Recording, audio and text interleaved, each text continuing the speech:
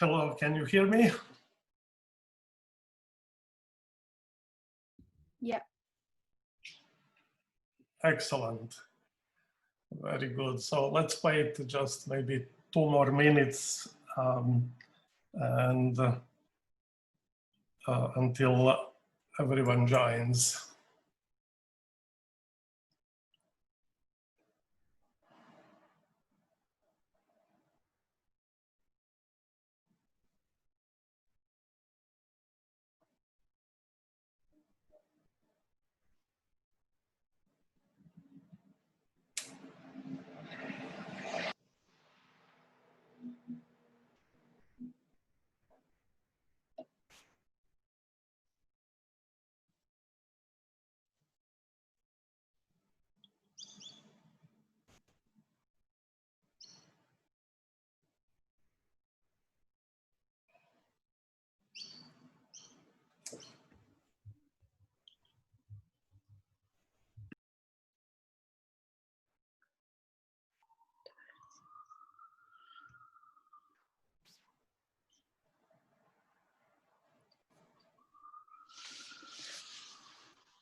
Okay, let's get started then. So welcome to Advanced Algorithms, and let me share my screen with you.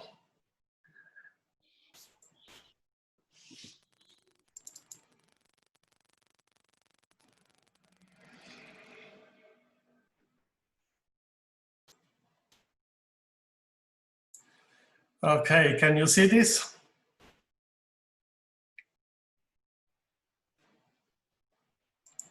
Yep, we can.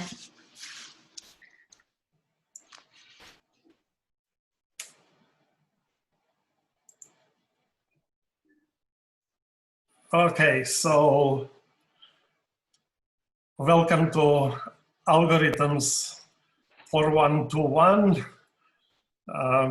My name is Alex Ignjatovic, and I will be co-teaching this course with Jojo Jiang, who is also on the airwaves, right? So let us start with a very brief introduction into this course. So what are we going to do in this class? We will start with a gentle introduction to randomized algorithms. You probably have already seen an example of randomized quicksort. So we will study randomized algorithms in more detail. And then we will cover a sample of algorithms that are important for the present day practice, such as the Google PageRank algorithm, algorithms for the recommender systems, and most importantly, a few algorithms used in data science and machine learning. And by the way, feel free to interrupt and ask questions at any time. So, we will cover parts of 3 books. So it will be a selection of material. The first is the textbook for 3121, Algorithms Designed by Kleinberg and Dardosh. The second book is Networked Life by Meng Chiang, and both books are available at the UNSW bookstore, but I'm not sure how the bookstore operates now during the pandemic. And most importantly, the Foundations of Data Science by Blum, Hopcroft, and Cannon, whose preprint is available online for free. And actually, all 3 textbooks are amazingly nicely written and or contain, especially the later 2, the Network Life and Foundation of Data Science contain really interesting algorithms from the present day practice. So we will focus on practical algorithms, and quite a few of them will be quite sophisticated.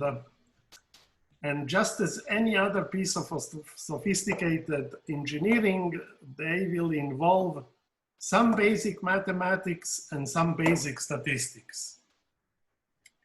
So you should use this opportunity to, if you are math adverse, to kind of gently familiarize yourself with the mathematics machinery that is used in present day algorithms in data science and machine learning. There is a really kind of culture change in computer science in past 10 years, because algorithms that were studied until maybe 10 years ago or so were mostly combinatorial algorithms for sorting, searching, for graphs and similar. And then gradually, with the advent of big data and machine learning, the focus moved from combinatorial algorithms to numerical algorithms, which are crucial for fields such as data science, big data, and machine learning. So I would urge you to kind of take this course as an opportunity to get familiar with mathematical methods in a gentle way. Of course, you don't have to become a mathematician or statistician, but in order to be competent user of the present day algorithms of data science and machine learning, you have to have a basic understanding of what's under the hood in the engine that you are using. And so this course will be a very good opportunity for this. As mentioned on the course website, we will have a major project and a final, a take-home final, for which you will have 24 hours to complete. Now, how about the major project? I give students a great deal of flexibility when it comes to the choice of the topic of their major project, because I want people to pick something that they are personally interested in for whatever reason, so that doing the project will not be just a futile exercise in just passing this course. As an example, I encourage people who have lined up employment after graduation to go and talk to their future managers and try to come up with a project that will be related to what they are going to do at their workplace. So for as long as it's even rather vaguely related to algorithms, any topic is perfectly okay, and you have to choose a topic, and you can consult with me about that through email sometimes during the first 3 weeks of the course. So, do you have any questions about the logistics or the aim of this course? Please feel free to ask questions.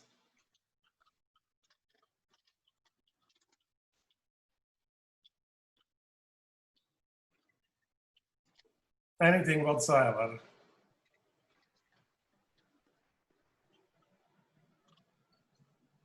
Okay, if you don't have anything particular at the moment,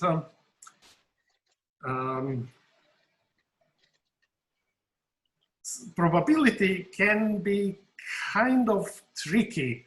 Not all probability is completely intuitive. Sometimes probabilities on the face look counterintuitive, of course, until we kind of think a little bit deeper.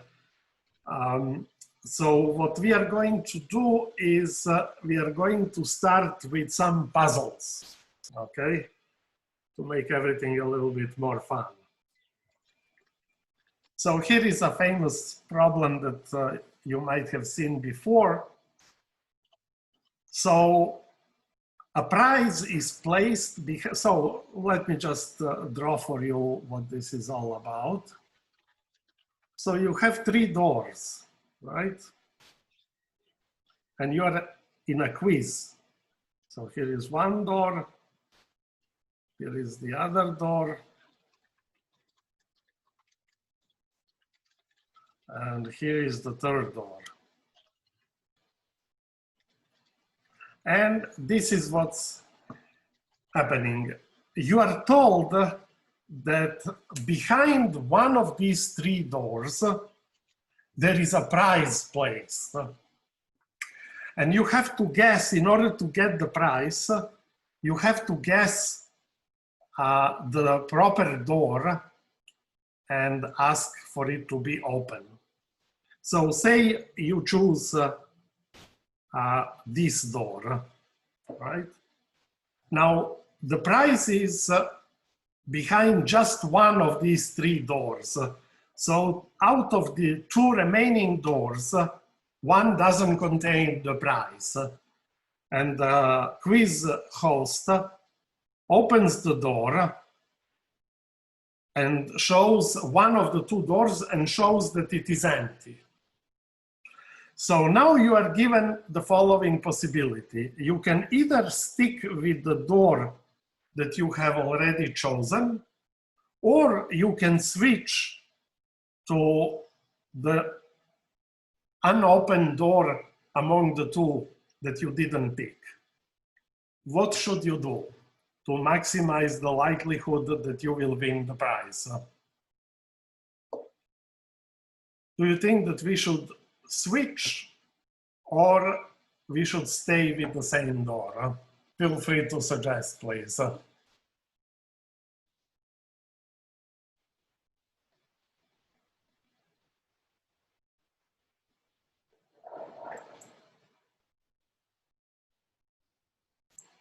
Any ideas?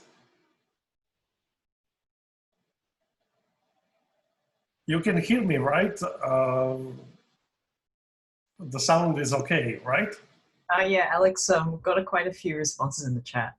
Oh, in the chat. Yeah. Very good. Thank you very much. Let me look in the chat. I have to just find out how to show the chat. Where is the chat? Where is the chat? Okay, participants.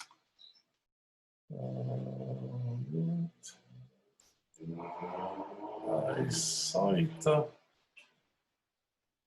No. Oh gosh, where is the?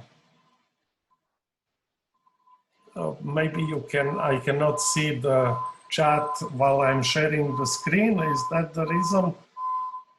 Let me temporarily stop the share. Ah, there we go. Okay, fantastic. So plenty of suggestions. So let's see. Most of you suggest to switch. Okay. So let's see why.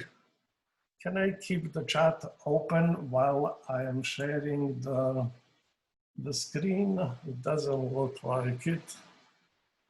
Oh, well. So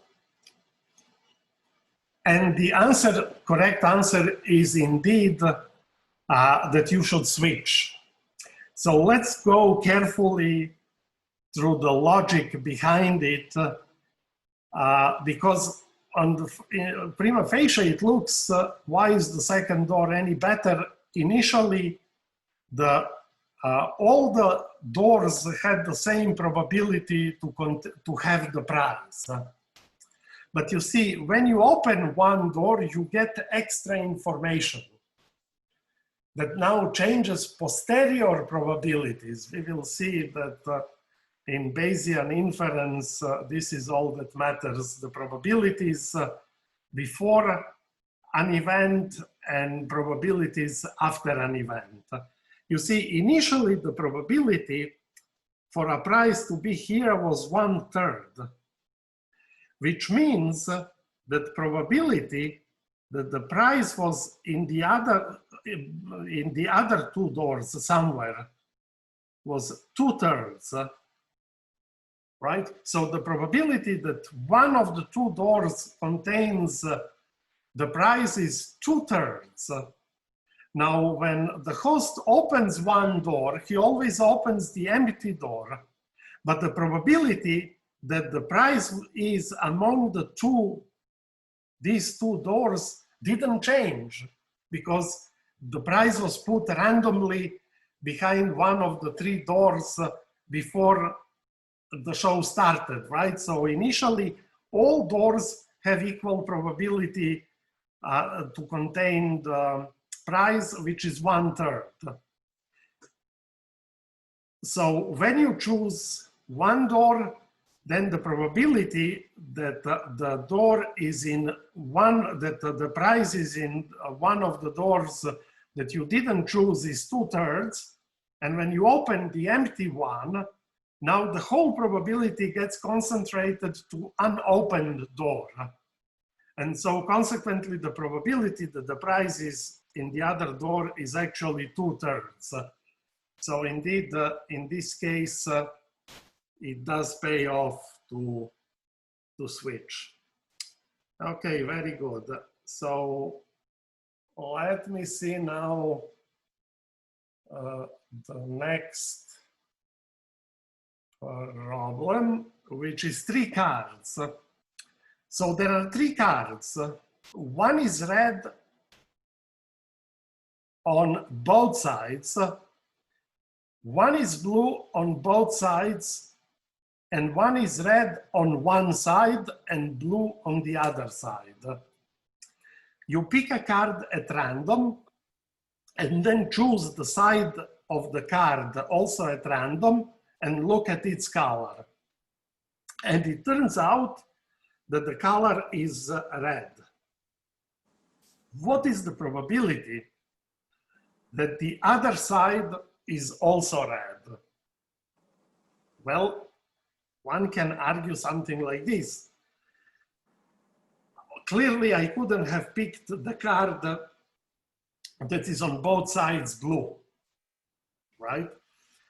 So either I pick the card that both sides are red, or the card that one side is red and the other is blue. So this means that the chances are 50-50 that the other side of the card is also red, which will happen in case I chose double red card, or it will be blue in case I chose the card that is one side red, the one side blue. But to give you a hint, this is not a correct reasoning. What do you think? What is the correct probability that the other side of the card is red?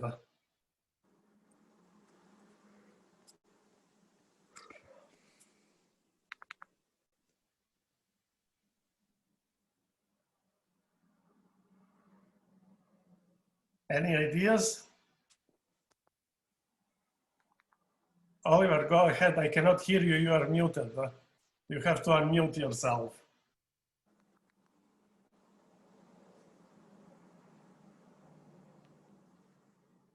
Or anyone else.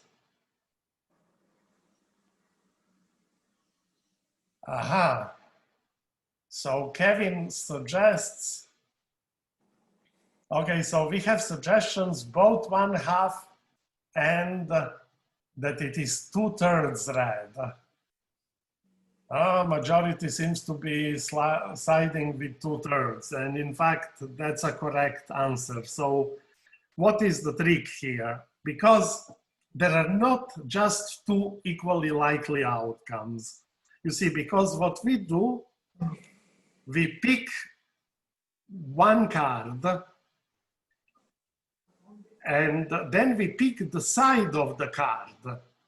So with the card that is on both sides, red and red, there are actually two possibilities. You pick this card and looked at side A, or you pick that card and you are looking at side B.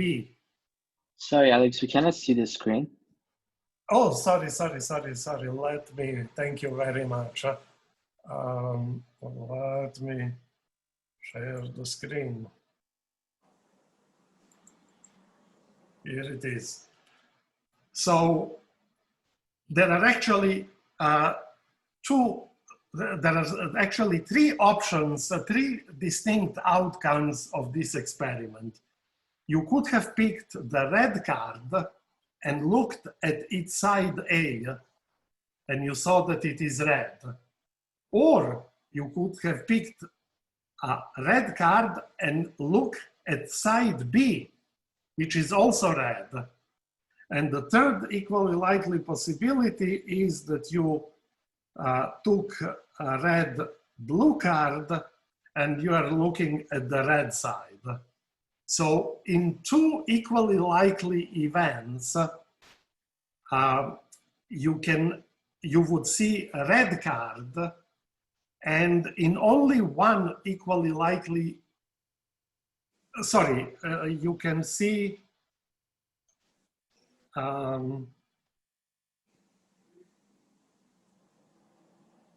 let me see, what am I messing up here? Yes, so two events are that you picked the red card and you are looking at side A and you see red, or you took the red card and you are looking at side B and you also see red. In these two cases, you will see red on the other side. And only in one case, if you took the red blue card and you are looking at the red side, right, you will have the outcome for the other side blue. So three possibilities, and two of them give you red, so the probability is actually 2/3. So what is the moral of this this puzzle is that you have to be very careful how you count possible outcomes, because very often intuitively we are likely to kind of clump several outcomes into a single one, as we did here with my false solution.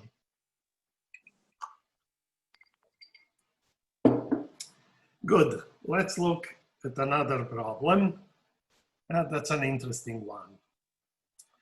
So here is the problem. You have, let me just draw a picture for you. You have a circular train line, right? So the trains all go at equal intervals of 5 minutes, okay? And when they reach the last stop, they turn around and continue on the other track, right? So it's a circular, two parallel tracks as we usually have. And this is the station where you board the train, right? You come here, and then you do the following. You pick whichever train arrives first, be this in this direction or in that direction, okay? And you do it completely at random, And the times when you arrive at the train station is also completely random. But somehow, at the end of the year, it turns out that you were 4 times as often at the bar that is on this end, for which you had to pick the train in this direction, than as you were here on the opposite side. How is this possible if the trains go in circles with perfectly identical 5 minutes intervals between the 2 trains? Of course, in both directions, because that's just one round track. How is that possible? How come that this doesn't contradict laws of probability?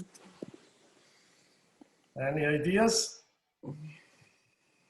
Let me see what you say in the comments.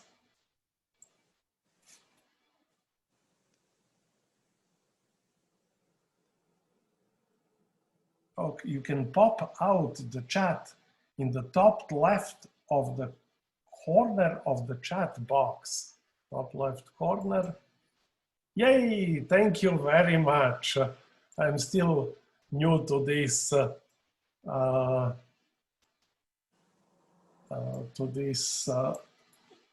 IT technology. Thank you, Dennis, very much appreciated. So, let me now share the screen again. Here we go.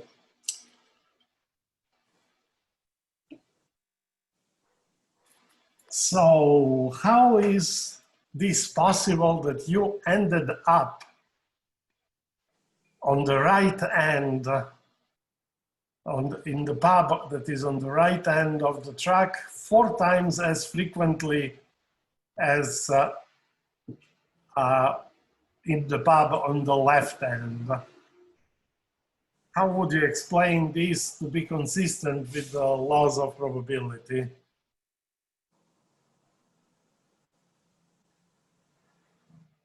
So let me give you a hint. When you arrive at the station, why do you think that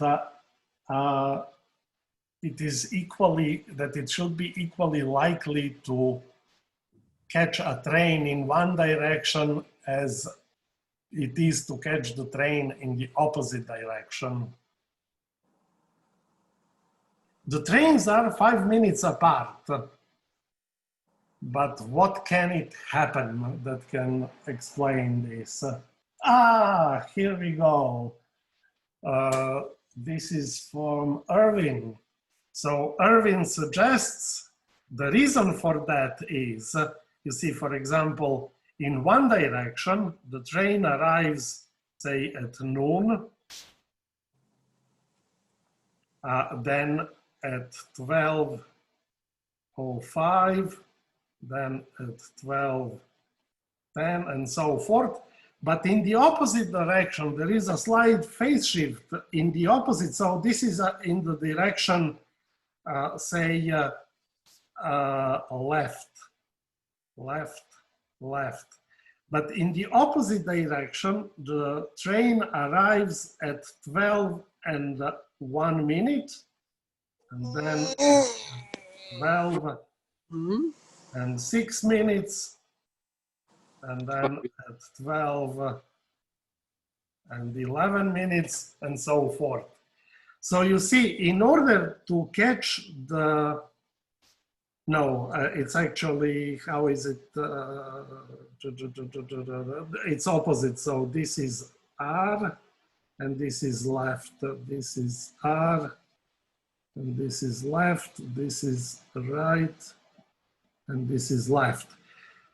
So in order to catch the left train, you have to arrive within 1 minute interval that is between noon and 1 minute past noon.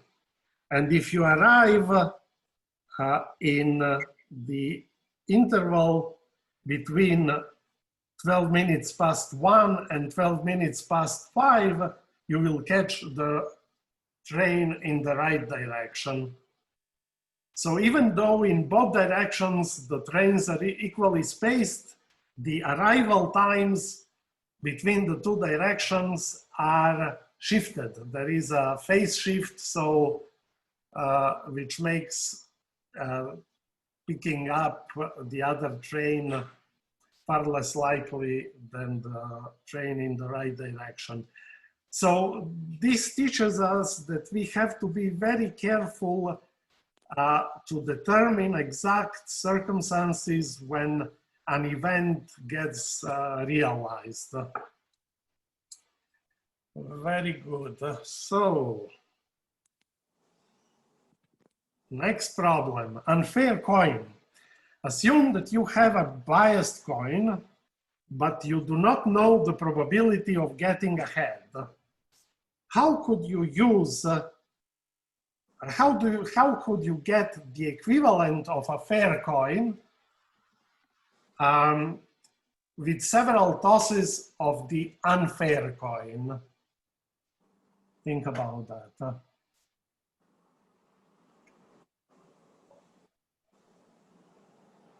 So if you just toss once, then head or tail do not come with equal probabilities. And somehow with this random generator that is biased, you have to simulate an unbiased random number generator.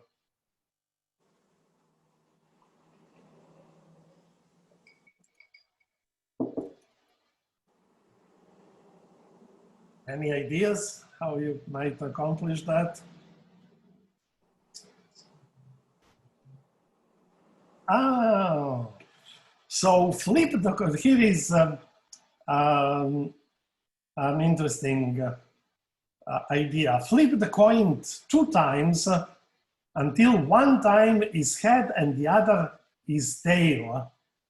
And then if heads is the first flip, treat it as your new heads. Very good. So what we do is we flip the coin in pairs. And if you get head, head, you pronounce this a failure. If you get tail, tail, you also pronounce it a failure. If you get head, tail, this is a success and the outcome is recorded as head. And if you get tail, head, it's a success and the outcome is tail. And the idea is head and tail do not have the same probability, but the sequence head, tail and tail, head, because they are 2 independent events, this sequence has, the 2 sequences have equal probability, right? To get 1 head and 1 tail in either order is equally likely as in the other order. Okay, very good. So let's look at the next puzzle. Any questions so far?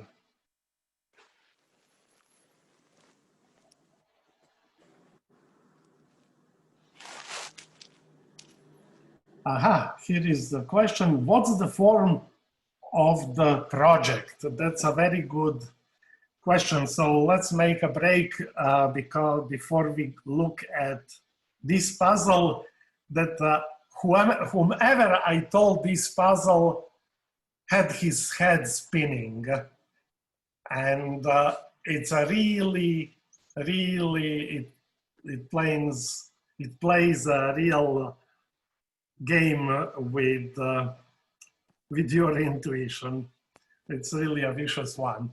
But before, let me tell you what's the form of the project. The form of the project depends very much on the choice of your topic. And there are several options. And I'll tell you from past years. One option is you can cover a theoretical topic that we maybe only touched in lectures or we didn't actually have time to do at all. You can cover it in as many details as my average lecture of a topic, or more detailed. You can also choose to implement some sophisticated algorithm and test it and compare it with algorithms, with the competing algorithms. Or you can, there were extreme cases, for example, a couple of years ago, I had a student whose project was 2 pages long and she got 100 points for it because she proved something that my PhD student wasn't able to prove about an algorithm that we might cover this year as well. And so it was 2-page proof, but it was really very brilliant, and she got 100% mark. So my advice how to choose is this. You see, life is bloody short. I'm serious. And I cannot believe that I am not of your age, because it feels I was yesterday at the uni. So because the time flies so fast and it's so precious, think very carefully for your future professional life. What is the most important topic for you? And if you have lined up an employer, talk to your future manager. You can choose, lots of people nowadays choose a topic in machine learning, deep learning, or vector support, support vector machines, or clustering, or just name it. Or some of you, we will cover in this course to reasonable depth recommender systems, right? Whenever I go to buy a book at Amazon, I end up buying 5 books and my wife screaming at me, right? Why do I buy 5 books? Because Amazon has such a bloody good recommender system that they really find books that are related to my previous searches and purchases, and that I just cannot resist buying. So unfortunately, we do not have time to make a presentation because there are about 100 students in the class, but just a nice essay that either describes your experience in implementing a sophisticated algorithm, or gives a synopsis of something that you have learned, right? You can choose any topic. You can choose, for example, linear regression in statistics and cover it really thoroughly, because it's so important, even though it's old-fashioned nowadays.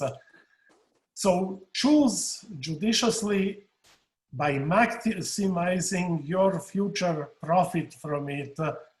And if you do a good job, then a fortiori you are going to get a good mark as well. But take responsibility for your own lives and do yourself a good service by choosing something that will not be just a a requirement to pass this course, because this is horrendous waste of time. whatever you do at uni should equip you for the cruel life that is ahead of you, competing with your peers for good jobs.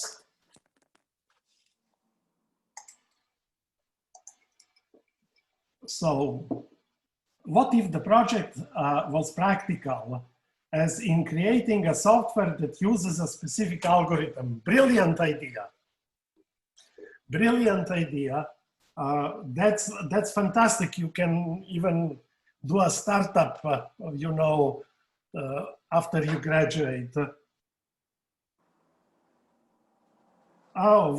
So the question is now, could you tell us what working in industry in algorithms is like? Well, that's the content of this course, hopefully, because I keep updating it. And by the way, the list of topics that we are going to cover will probably change this year, because I want to make it even more relevant to data science and machine learning. So we might don't take it as written in stone what is on the website. Keep an eye on the website and I will be updating. But I can tell you, in industry, the types of algorithms that get you guaranteed job nowadays is data analysis and machine learning without a competition. Of course, you can go to Google and do, but probably they also do that big time, right? Their AI lab is probably the most powerful in the world now, especially in deep learning. So anything, you see, this is what is happening, to make it clear. What happened about 10 years ago or so, or maybe 15 years ago? Suddenly, suddenly our capacity to store data became enormous, because you got the cloud storage, right? You are no longer limited to just your hard drive, but for a reasonable price, you can get humongous storage on Dropbox or OneDrive or whatever, or on Amazon. And the companies are literally pumping a huge amount of data into storage, right? But what's the problem now? And of course, the processing power with the advent of multi-core machines has dramatically increased, right? You can buy now reasonably cheap servers with 18 cores. So you have this huge amount of data, but people still don't quite know what to do with this data, because, as someone said, we are drowning in data, but we are starved for knowledge.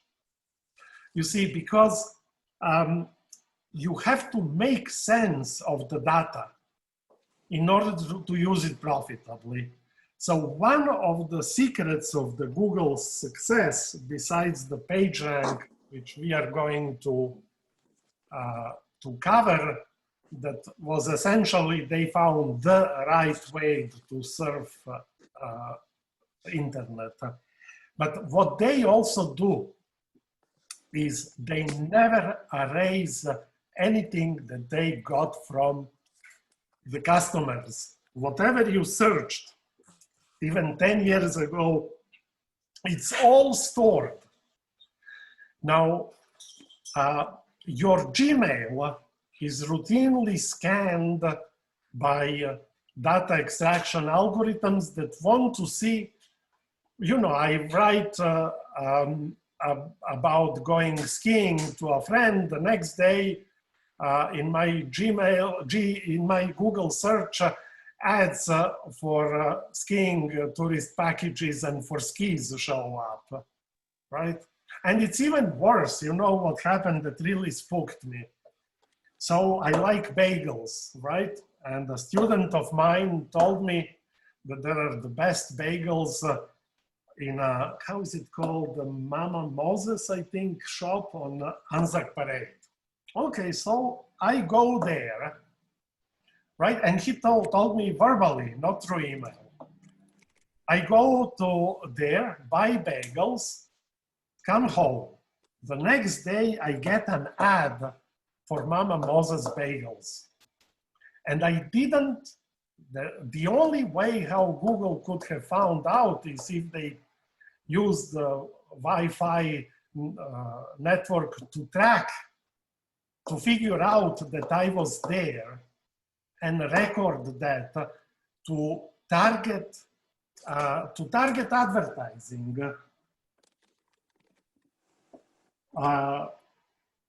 Yeah, some kind of form of location service, as one of you suggests, was obviously employed.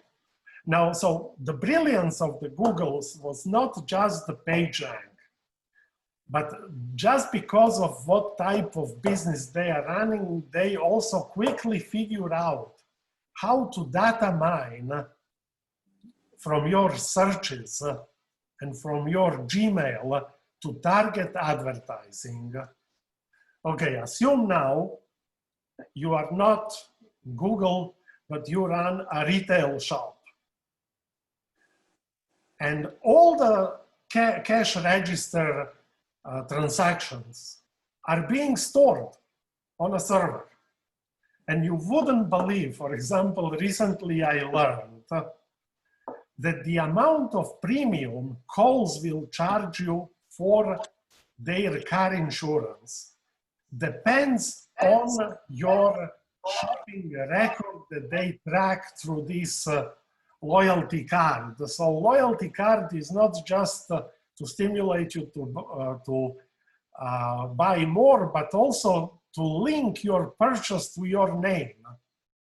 And they, for example, if you are buying baby food, you are less likely to be in a traffic accident because you are driving much more carefully with baby on board. But if you buy drinks, that's a little bit different story. So that's what's happening in the industry. Vast majority of jobs nowadays are either in security, right? You can work for Commonwealth Bank, or they are in all sorts of industry that is trying to figure out what to do with the horrendous amount of data that they collect. Can they use your past record to send you an advertisement for what you can buy next? And I really cannot emphasize, now of course the processing of these data cannot be done by a human. It has to be done by artificial intelligence, by machine learning. And this is where machine learning enters the picture. So machine learning is not at all geared towards, spectacular advances in machine intelligence. It's geared towards increasing the profits. Because the data became so available and computing power became so available, everyone wants to data mine huge amount of data that they got to improve their sales. Is as simple as that. So, and this is why, like maybe only 5 years ago, there was nothing about data science in this course, right? But then I realized that I was doing PageRank, recommender systems, but nothing much about processing a large amount of data. So in this course, I will focus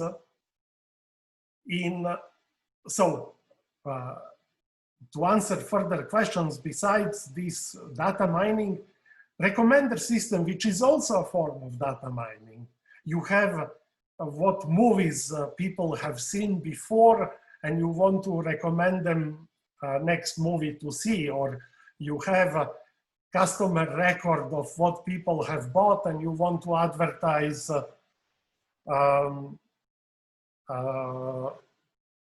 the appropriate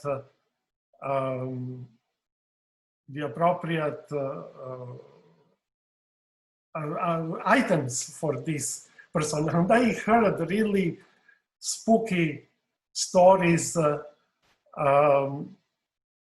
that someone sent email to friends that she had a new boyfriend, and suddenly she was bombarded with the ads for pregnancy testing. It becomes really kind of absurd, but this is, you know, the world that we live in, of glorious capitalism, in which the profit justifies everything. So forget about privacy, it seems. So we will do recommender systems. We will do page rank. We will do dimension reduction. We will probably do clustering, which is a form of unsupervised learning. And I will really try to extract the most typical. Then we will do streaming algorithms. For example, a router sees a bunch of huge number of IP addresses and wants to figure out, without having a gigantic memory, if there are lots of same addresses appearing, what are the most frequent destinations, and similar. So I will try to really make this course as useful as possible to give you a basis from which, when you go to your workplace, hopefully the algorithms that you will be using will be related to what you have seen. So this is very different from 3121, which was just about methods, right? Design methods. In this course, we are going to examine kind of sophisticated algorithm for particular purposes, so that you get idea how things are solved. And of course, we will emphasize methods, but as exemplified in the important algorithms. Okay, I hope, so in 3 weeks, so this is just to give you a hint. So machine learning, data science, but everything else is okay. So if you have a great idea for an app, by all means go for it. And you might have dreams that might be even a startup, or you put it on the app stores. It's a brilliant idea, because maybe that's what you will be doing in the future. I just don't want you to waste your time just going through the motion to pass this course, because trust me, time is so precious that this is the most stupid thing that you can do. So use your time judiciously. I hope I'm not confusing you more than helping you. So I'll try to give you, to collect by the end of the first 3 weeks, topics, so that that I think are interesting, but the best judge is yourself. And you should be worried if you don't have something that interests you. If you're studying a computer science, you have to have your favorite problem that you would like to get a job working on. Okay, so before we continue, my throat is going rough. How about we make a 5-minute break and then we continue, eh?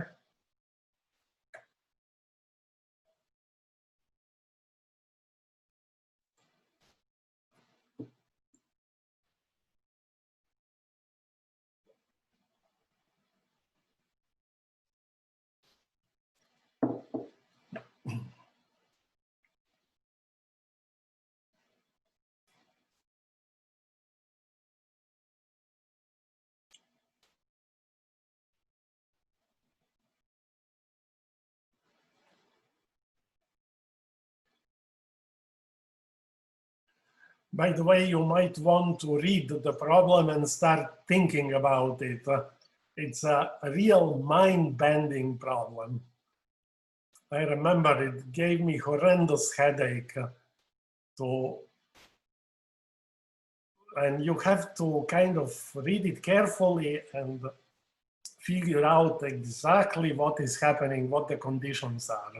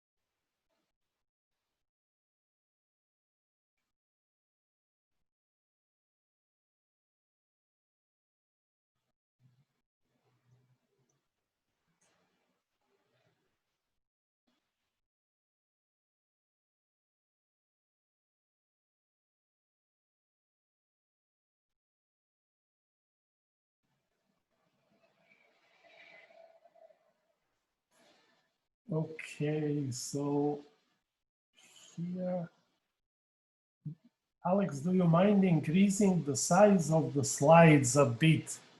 I don't know if I can, maybe you can change the size of your Zoom window because the slides cover from top to bottom of my screen. I cannot enlarge them. So try increasing the size of the window. Yeah, I'm pretty sure that's so is there a Facebook group or Discord for this course? Well, you are more than welcome to start a Facebook group. I will try to organize I will do a forum, but you see the problem is that I don't have any tutors for this class, but I will try to monitor it closely and answer your question reasonably fast. Last trimester, we used Piazza and people were very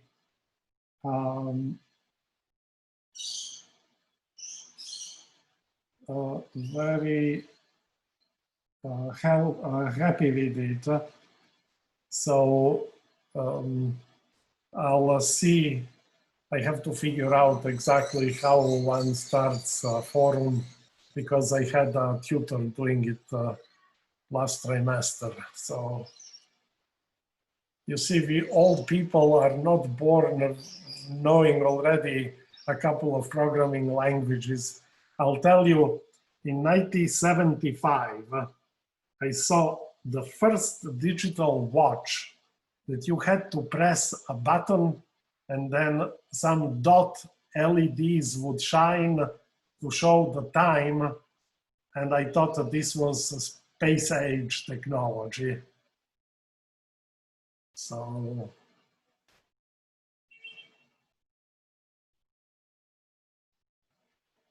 You see, my birth certificate is written in cuneiform, so I might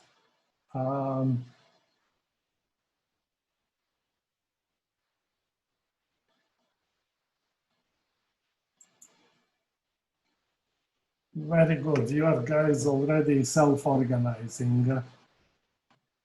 Fantastic. Okay, so let's. Okay, so let's look at this problem a little bit, but I won't tell you the answer.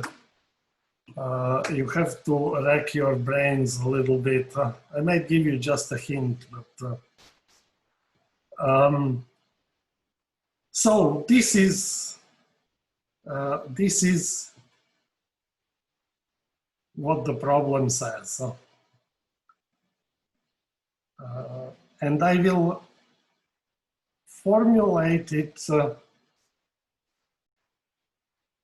in a little bit different way to help you out with the problem.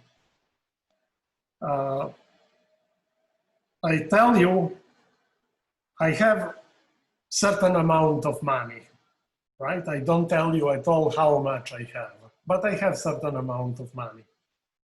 And I'm going to take 2 boxes, right? And I'm going to put 1/3 of my money here and 2/3 of my money in the other box, okay? That's kind of spelled out a little bit, in a little bit more helpful way than how it is formulated here. Then you are given the option to choose one of the boxes, right? You open the box and you see that there is $10 there, right? Now you are given a choice either to stick with that box or to forgo these $10 and take whatever is in the second box. Okay, and this is how you reason. There is 50-50 chance that I pick the box with the larger amount and 50% chance that I pick the box with the smaller amount. So there is a probability of 1/2 that there will be $20 in the other box, and there is, which is twice $10, right? And there is a probability 1/2 that there is only $5 in the second box. So what is the expected amount of money in the box? Well, 1/2 of 20 is 10, plus 1/2 of 5 is 2.5. So if I switch, the expected gain is $12.5. So if I play rationally, I should switch the box. So is this correct or not? Now, let's see, on the face of it, it looks correct. Half chance that there is double amount of money in the other box and half chance that there is half of the amount of money in the other box, so the expected value looks okay. But when I pick the first box and open it and I see how much money is there, I didn't get any meaningful additional information, right? So how come that switching the box appears a better bet to do?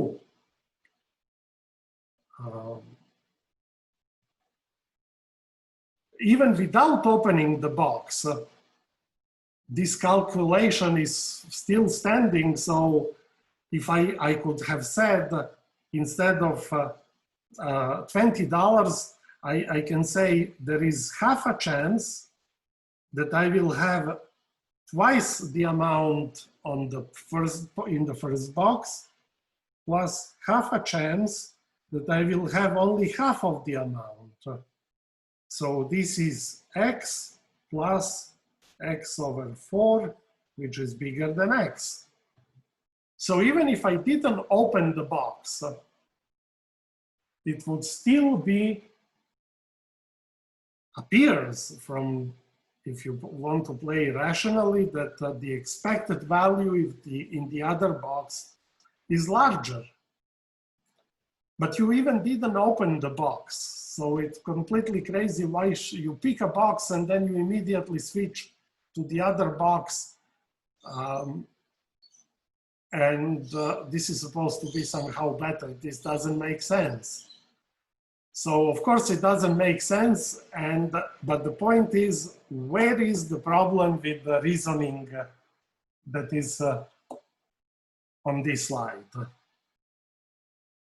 Okay, it's a really, really, really tricky one. So I'll let you think a little bit. To give you a hint, is it really true that the probability to have double in the other box is the same as the probability that you have 1/2 of what you had in the first box? Is that really true? This is where you should focus. Maybe later I'll give you another version of this problem in which actually it makes sense to switch.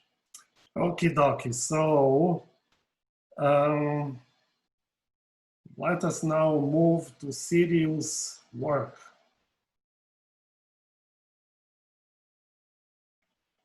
Enough of puzzles. We now do order statistics. Okay, so this is the first. Here is a comment Erwin posted. Something about the amount being set is my intuition.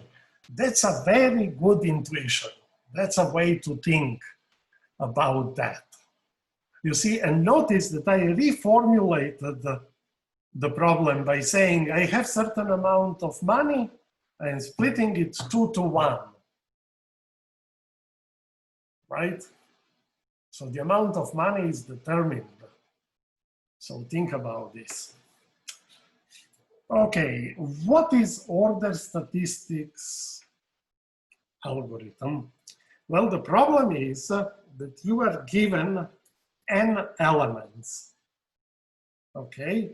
And you want to select the ith smallest element.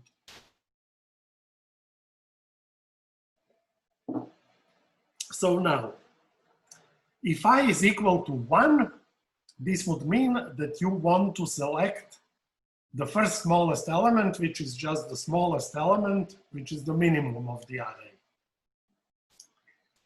If I is equal to n, you want to select the nth smallest element, which is the largest element, so you get a maximum, right? And if you set I to be integer part of n plus 1 over 2, you get the median, right? Because half of the elements will be smaller and half of the elements, about half of the elements will be larger. Let's, for the time being, assume that all the elements are distinct, just to simplify arguments a little bit.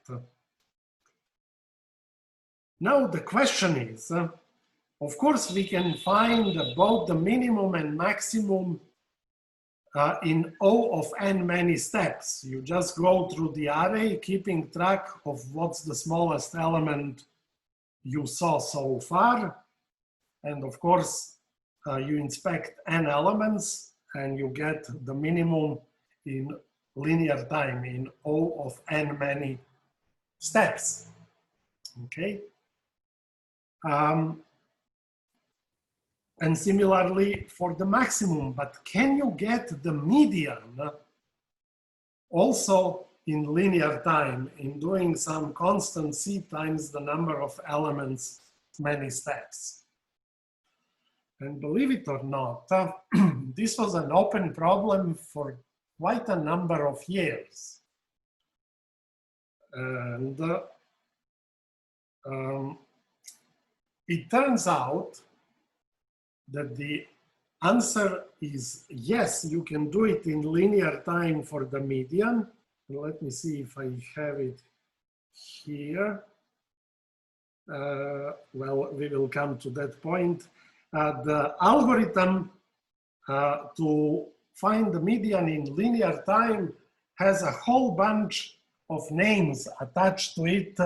It's Blum and Rivest and Tarjan and just who is who in computer science. So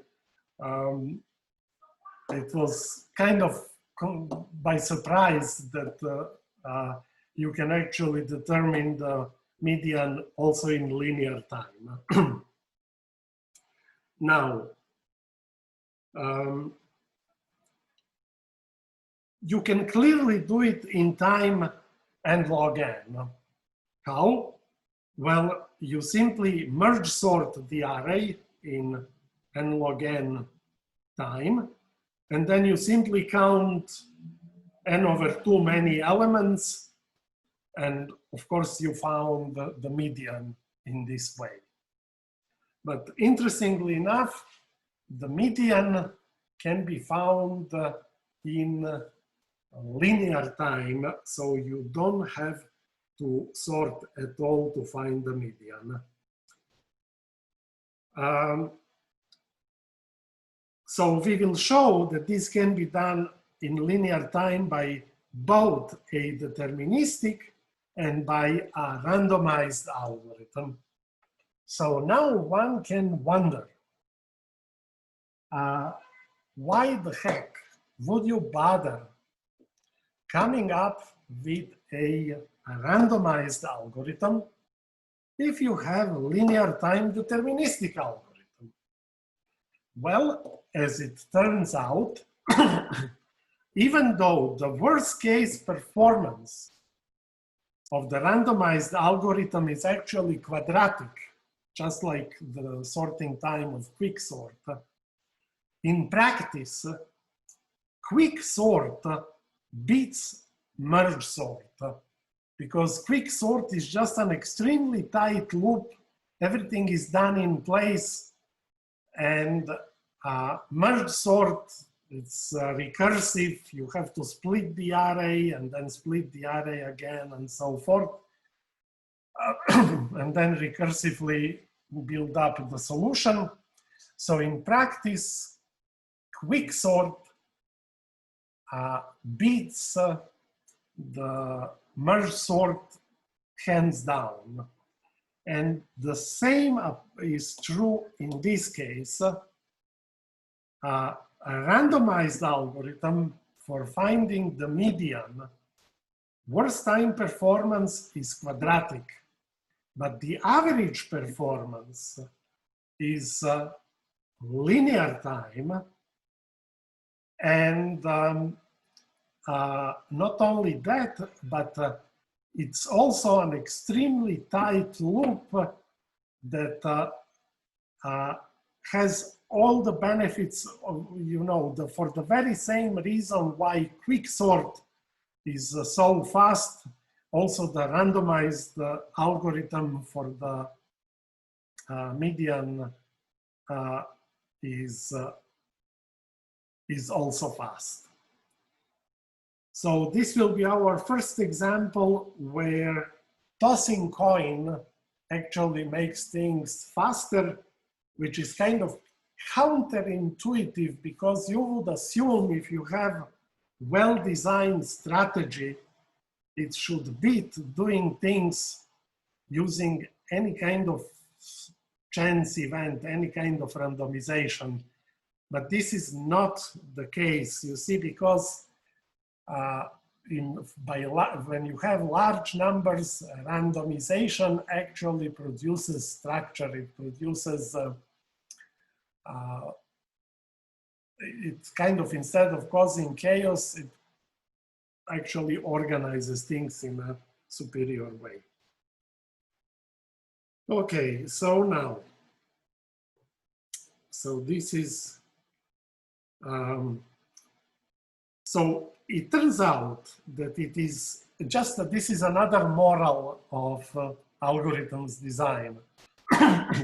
Just like with dynamic programming, it turns out that solving more general problem is simpler than solving a particular case of it. So we will show that both deterministically and with the randomization, the more general problem of finding the ith smallest element for an arbitrary I than just to find the median is actually easier. So it's easier to design an algorithm that will have two inputs. One is for the array, and the other is for order of the element. So whether you want third largest, fourth largest, or median. So constructing an algorithm that works for all I is actually easier than constructing an algorithm that solves the problem just for median. So how do we solve this problem? The idea is divide and conquer by doing essentially just 1/2 of the randomized quicksort operating on one side of the partition only. So let me quickly remind you how quicksort works, right? Quicksort is also an iterative,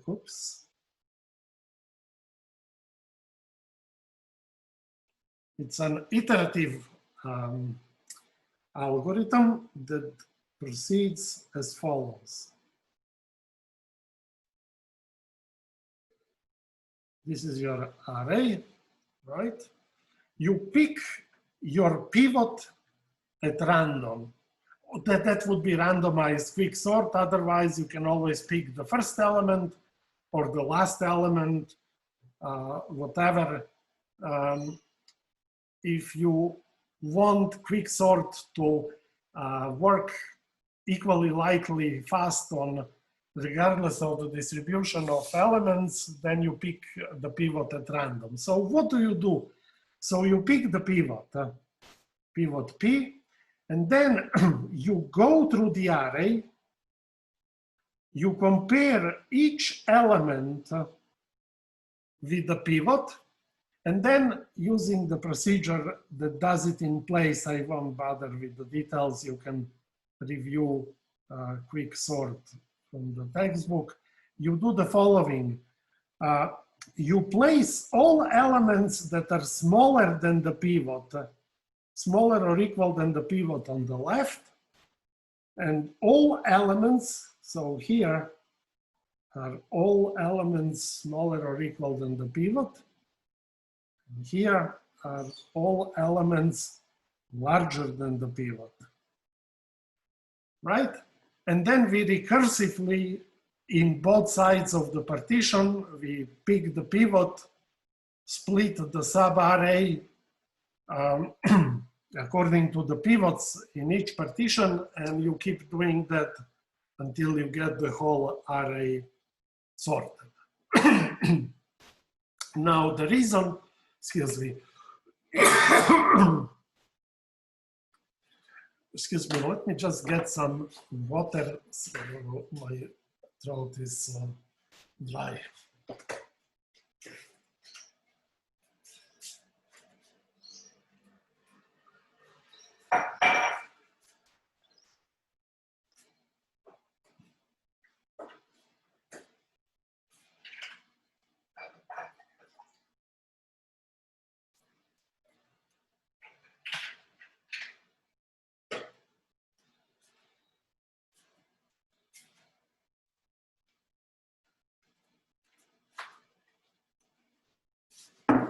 Okay.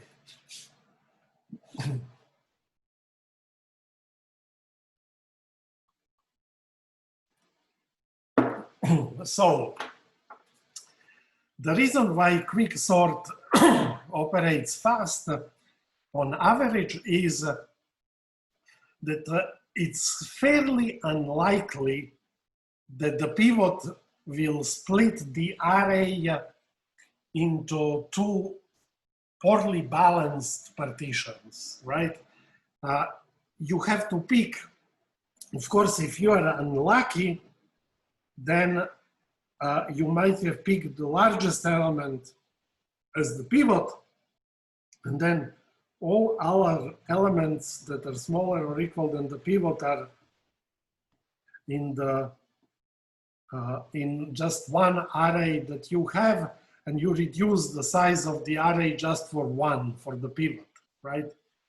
And similarly, you know, in order, so the point is, for the quicksort, and we will see that the same phenomenon happens here for the median, unbalanced partitions are reasonably unlikely. So how does the randomized algorithm for finding the median work? Say you want to find the ith element in size. You do exactly what you do for the quicksort, namely you pick your pivot at random and you split your array in everything on everything that is smaller than the pivot and everything that is larger than the pivot. And then what you do, you count how many elements you have here, how many elements are smaller or equal than the pivot. If k is bigger than I, then the ith smallest element is in the left side of the array, because you have only k elements smaller than the pivot. All elements on the right are larger than the pivot, right? So the ith element in size must be among, because I is smaller than k, must be among elements that are smaller than the pivot, which means that the right-hand side of the partition you can completely ignore.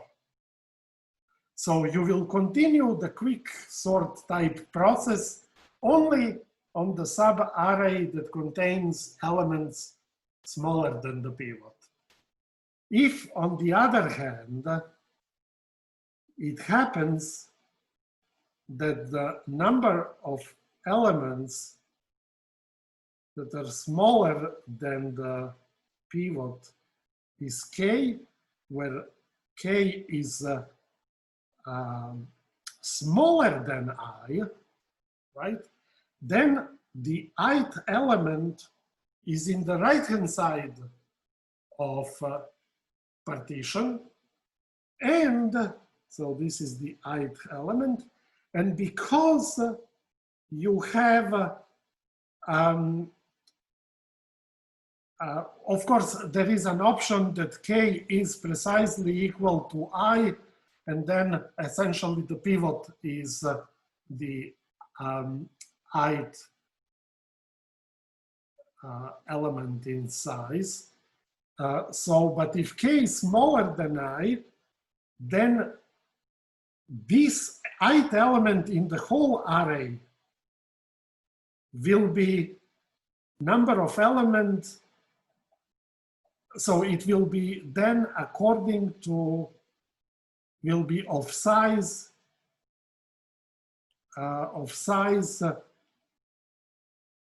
I minus I minus k, if you take, if you look now at the side that are all elements larger or equal than the pivot, right? Because you have k elements and you chuck them away, then the ith element in the whole array will be I minus kth element in just this side of the partition, where you keep all elements that are larger or equal than the pivot. So literally what we are doing is 1/2 of the quick sort, right? So let's look at the algorithm, run select, here it is. So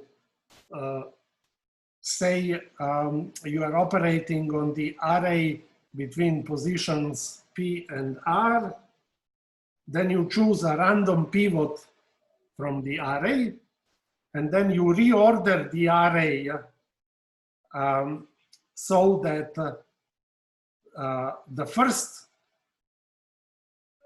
so that the elements with the indices up to q minus 1 are smaller or equal than AQ, which is equal, AQ will be just the pivot. So the pivot will go to the Q position of the array. And this we do exactly in the same way as with the quicksort. Then we count the number of elements that are smaller or equal than the pivot.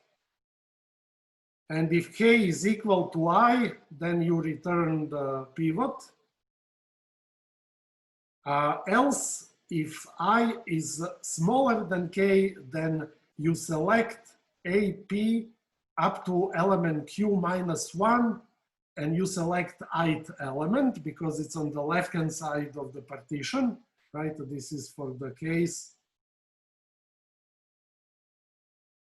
when k is bigger and the ith element is somewhere here, right? So you will operate between P and q minus 1 because qth element is the pivot, and you look at the ith element there. Or if I is bigger than k, then you will operate on the right-hand side of the partition, but you are now looking, right, when you do it on the right-hand side of the partition, here is the pivot. Then if you check out k many elements, then this will become element of order I minus k in the right-hand side of the partition. Okay, so everything clear about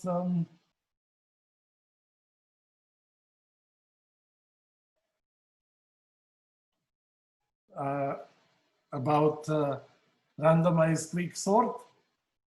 So it's really, really simple. You take your array, you pick a pivot at random.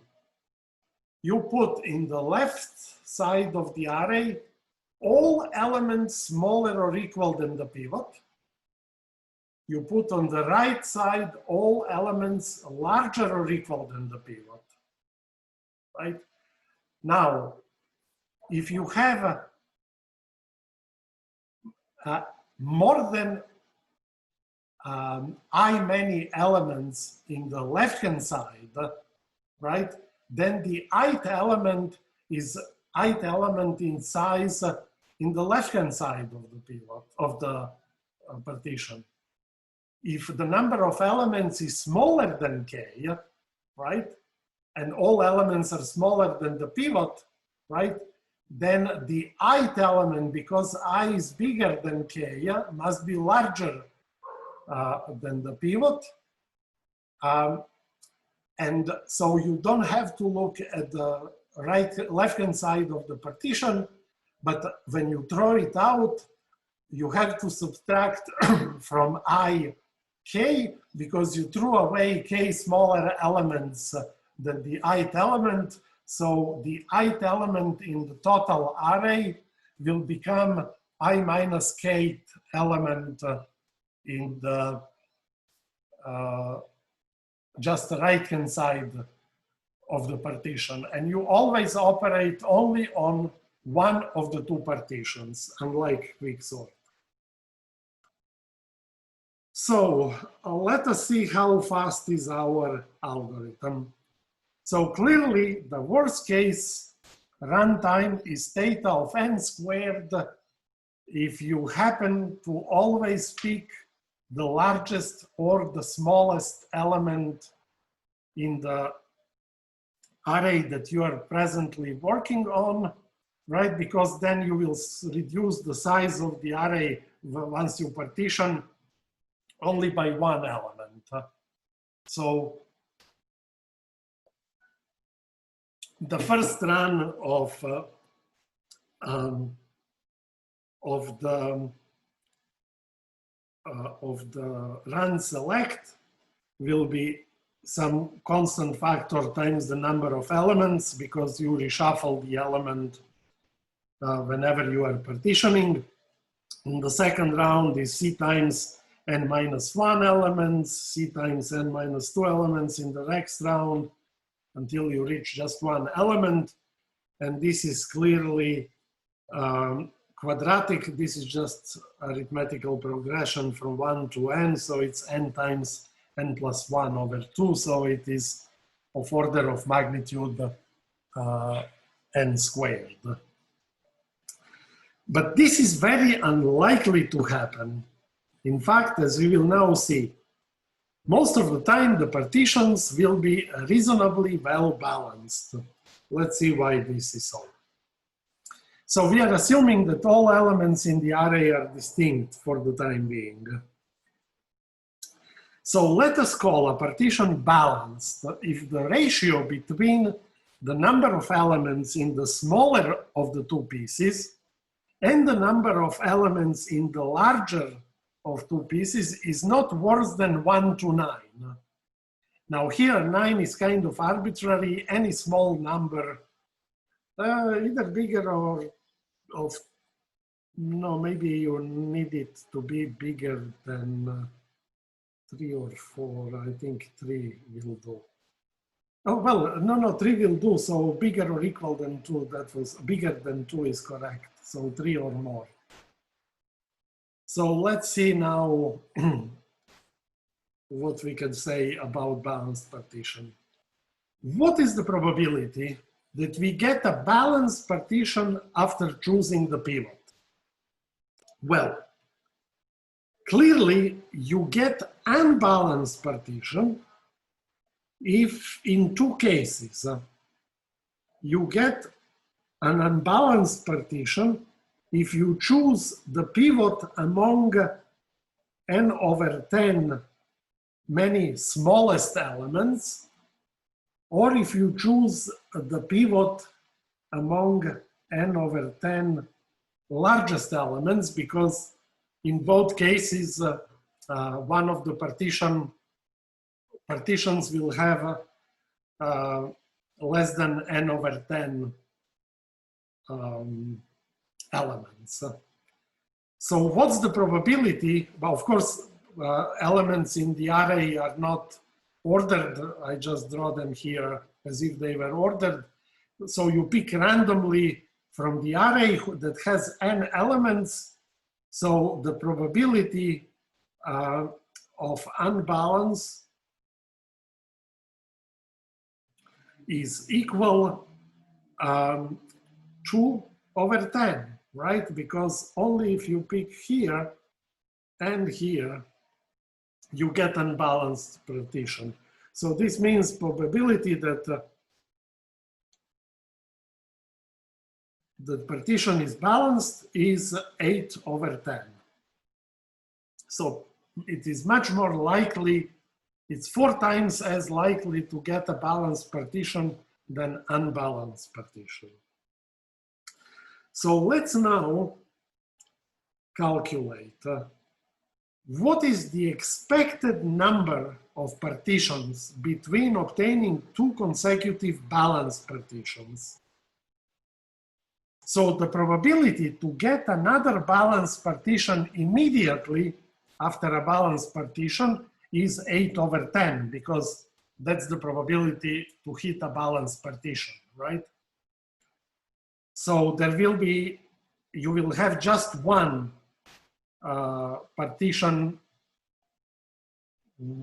before you get the balanced partition with probability of 8/10.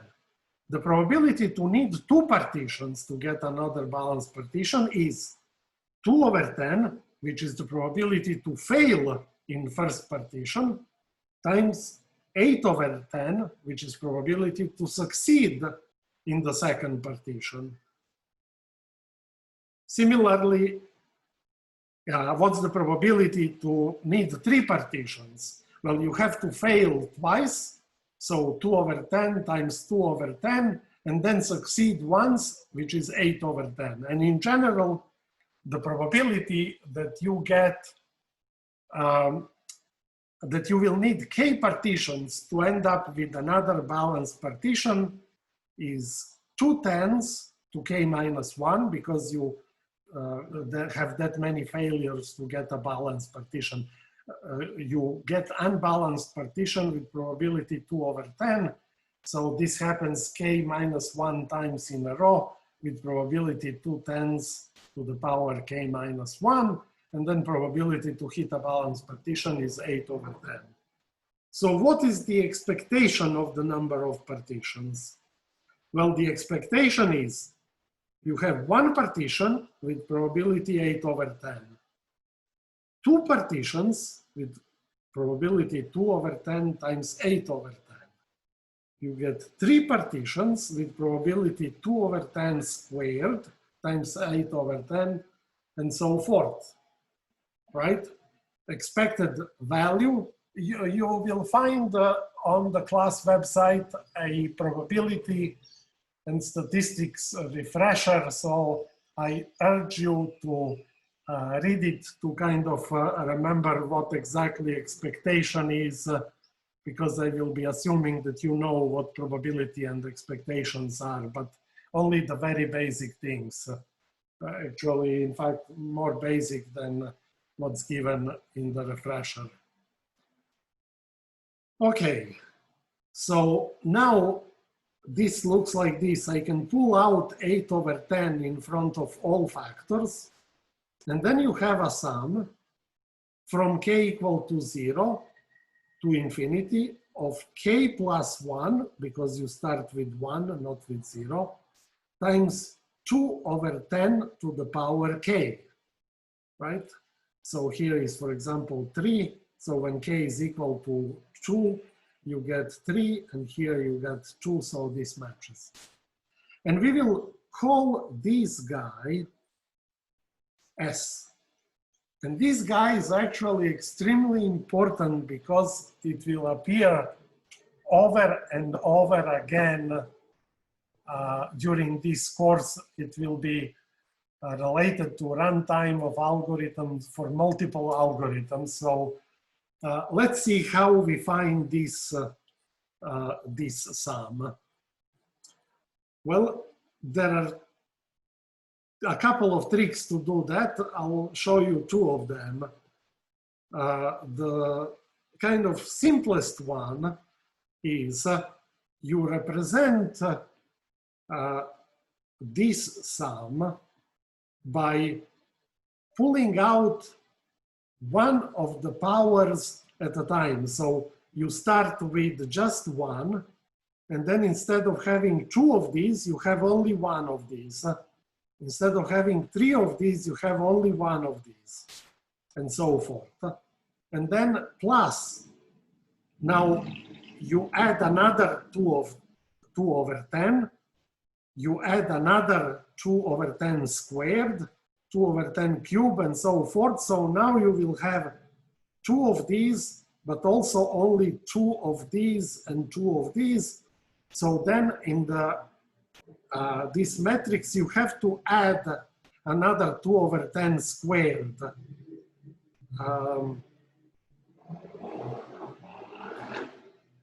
Wait. Did I mess it up? 2 times. 2 of these, 3. No, it is correct. 3 of these, so that's correct. And then, so if you sum up vertically in this triangular matrix, you get 1, you get 2 of these, you get 3 of these, you get 4 of these, and so forth. So you get precisely what you have on the top. But notice all of these are just simple geometric progressions that start, that they have a bit of delayed start, but that's easy to account for. So the first one is just standard geometric progression. So the sum is 1 over 1 minus q, and q is, the ratio is 2 over 10. So this is 10 over 8. Here I have to pull out 2 over 10. Here it is. And then if I pull 2 out, 2 over 10, I'll get precisely what I have on top. So I'll have 10 over 8. Here I'll pull out 2 over 10 squared, and then the leftover will be precisely what I have on top, so 10 over 8, and so forth. And now you total it, you total the right-hand sides, right? Because what do you get?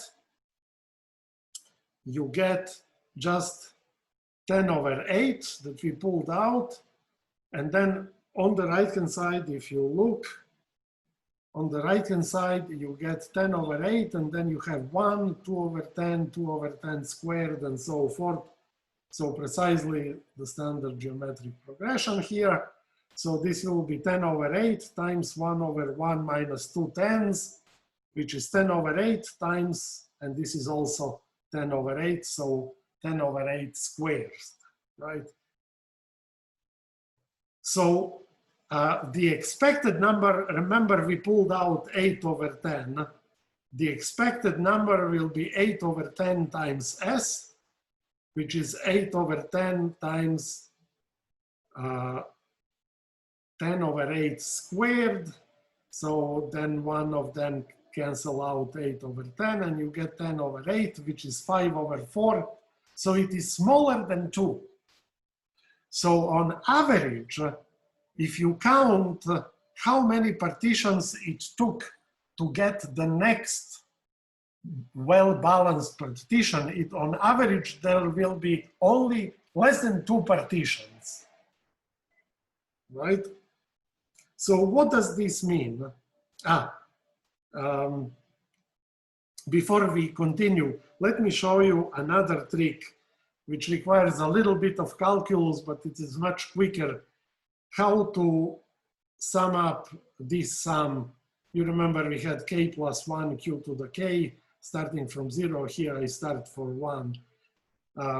You simply start with the formula for geometric progression, and then you use the fact that for q that belongs in an interval that doesn't contain 0 and 1, closed interval that doesn't contain 0 and 1, this series converges uniformly, so you can differentiate under the summation.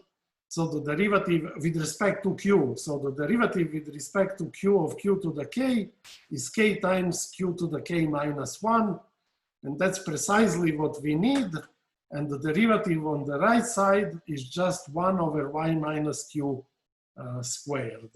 So voila, when you substitute q equals 2 to the 10, you immediately get that s is equal 10 over 8 squared.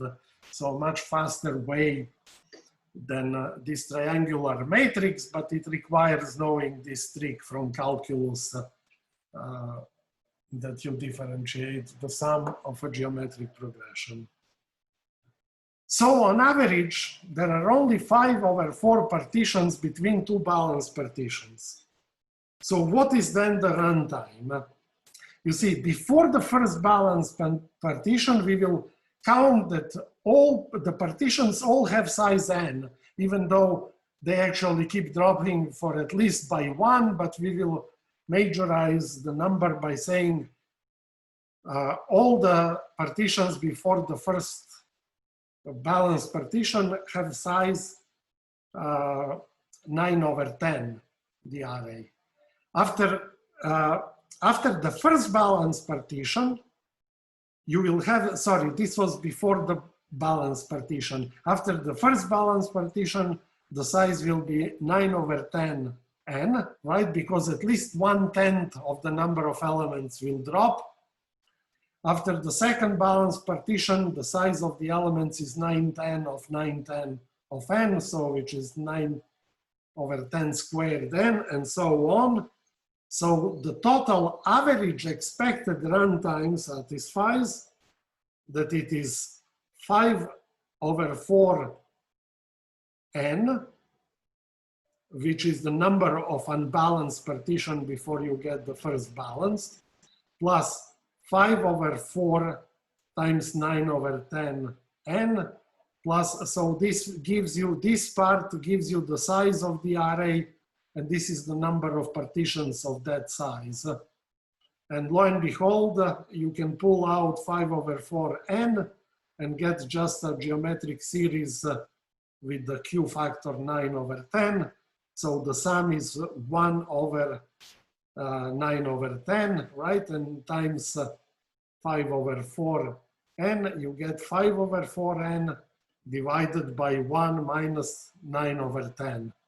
So this is 1 minus 9/10 is 1/10. When 10 goes up, it becomes 50/4, so you get 12.5n.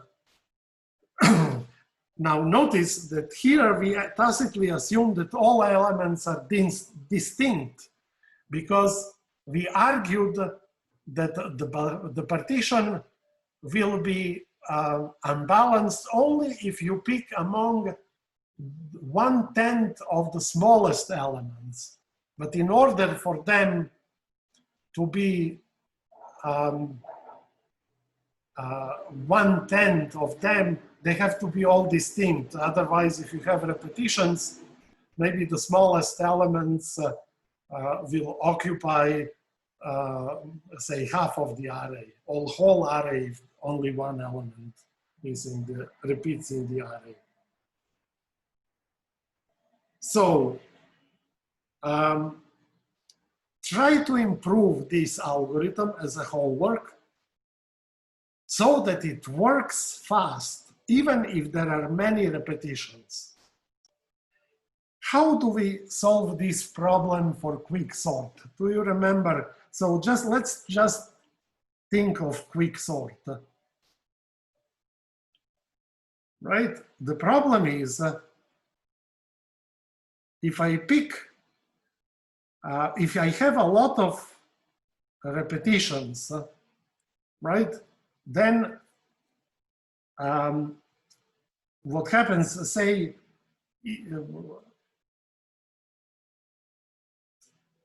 if all elements are equal, right? Then they will all go to the left of the partition. If there are many repetitions, how do we solve this problem?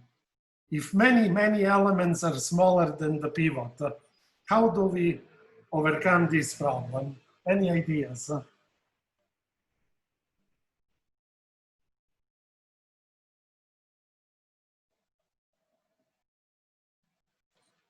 How do you prevent, right? So what do we do? Say the pivot is 7 and they have a whole bunch of trees.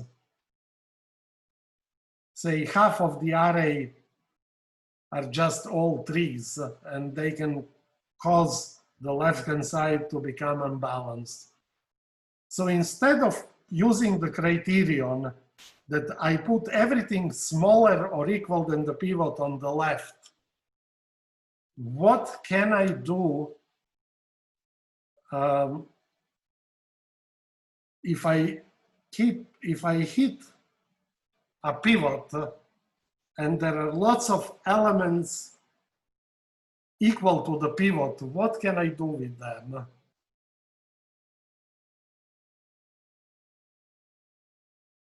Okay, so the question is, you don't understand how the duplicates will affect the algorithm. Let's see let's see this. You see, just think about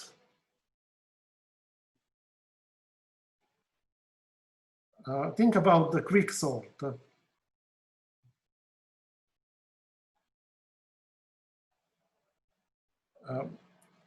Say this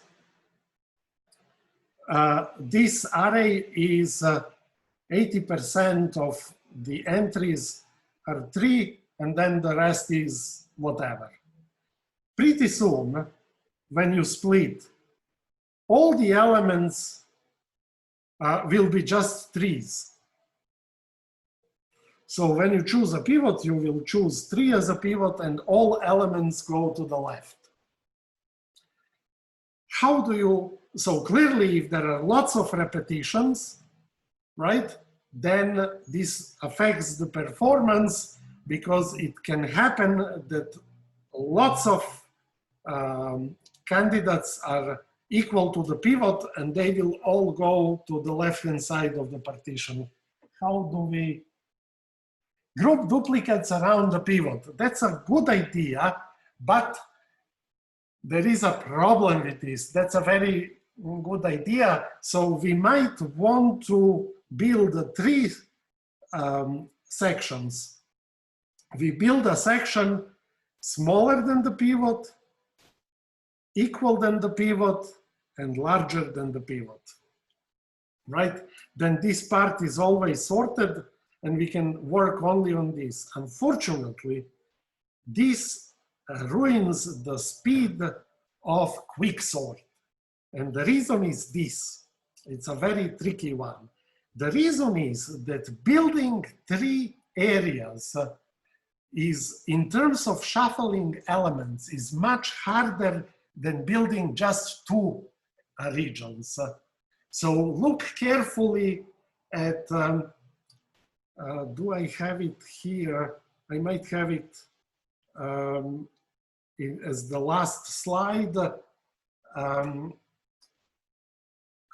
how the quicksort operates. And it's crucial that you build only 2 regions, because essentially you just move a pointer and swap only 2 elements at a time. So the reason is that for quicksort to be fast, you have to build only 2 regions.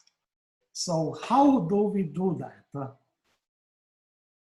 How do we build only 2 regions? What do we do with elements that are equal to the pivot?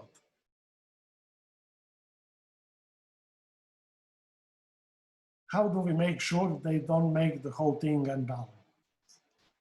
Hashing is kind of added complexity, but something totally simple and even totally deterministic. You get an element equal to the pivot, you send it to the left, and you put a flag. Next time you get an element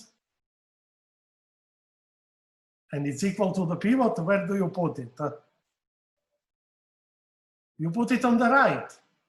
So you keep a flag just to remember where you put the last element that was equal to the pivot. If you put it, yeah, you distribute it equally, right? So you put, once you put element, or you know, if you don't want to have a flag, you can literally toss a coin, and if it's tail, put it left. If it's head, put it on the right, then you don't need to memorize what you did just before that. So that's a randomized way of doing it. Very good. Let me see. Okay, so I told you. Okay, modify run select so that it runs in linear time even when there are many repetitions. You have an idea what to do. Let's see. Do I have? Yeah, maybe at the end of the, I don't want to confuse you now. You can find it in any just Google quicksort code, and you will see why it's important to build only 2 regions just to keep reshuffling extremely efficient. And now you can see people who invented the deterministic algorithm that we are going to do next time are just 5, probably the most important computer scientists in the 20th century. And but it's an extremely beautiful algorithm that even though it might not be practical, but it gives excellent insight in the difference between the randomized and non-randomized algorithms. Okay, thank you very much, guys. I'll see you on Wednesday. And tell me if I'm going too fast, too slow. Feel free to email me because I want to be adaptive. How does it feel? Is it good speed or am I going too fast? Okay, very good. Okie dokie, guys. I'll see you then on Wednesday. Have a good evening.